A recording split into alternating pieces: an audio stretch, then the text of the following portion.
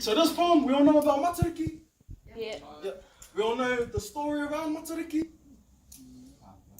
Oh, yeah.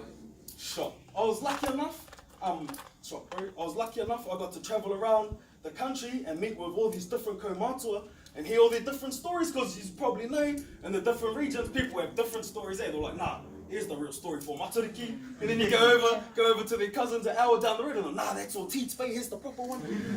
And then you go around to all of them and they all say that. And so what I did was I went to all the different people who had these kōrero and I took parts of their kōrero and I put it together so we could get like a general understanding of Matariki and what it means, not just for one iwi, but for many iwi. And this is the story I ended up with about Matariki.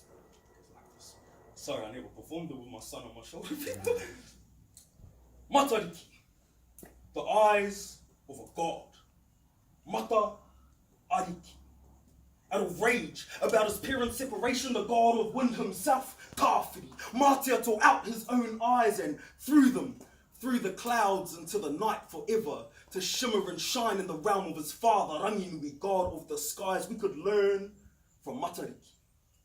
In the modern day context, from this there are so many concepts we could learn. For instance, the separation of a mother and a father will always be a harsh and sharp turn for a waka being sailed along this journey of life by a child to verse. So we must ensure that we tend to their hurt before they are given the opportunity to hurt themselves first, because eventually they will. Matariki, a time to reminisce on those who were lost to the goddess of death, who was once our symbol of life, ironic all and all, Hine Ahuone, now and forevermore to be remembered as the goddess who crushed Maui, Hine Nui Te Po. See, Matariki are the stars that rise on the tail of the Milky Way, streaming where I'm from. That means it's time for the mussels to be milky and the kina to be creamy, so the barbecue's blazing and the pots are steaming, the perfect time to gather for whānau hui and meetings. This fella Shakespeare said a rose by any other name smells just as sweet. But Matariki, seen through the eyes of any other people, is just as much of a magnificent sight for one's eyes to see. Whether called Pleiades, whether called the Sailing Sisters or Makali'i, whether called Puanga, whether called Subaru or Makali'i, it can't be coincidental.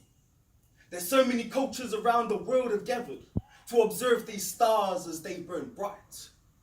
Keep that in mind when I tell you the Japanese call this constellation Subaru, which translates to unite, and Matariki is the exact reason we gather beneath those stars of the night, to unite beneath Matariki. Sure. All right, do we all have a topic?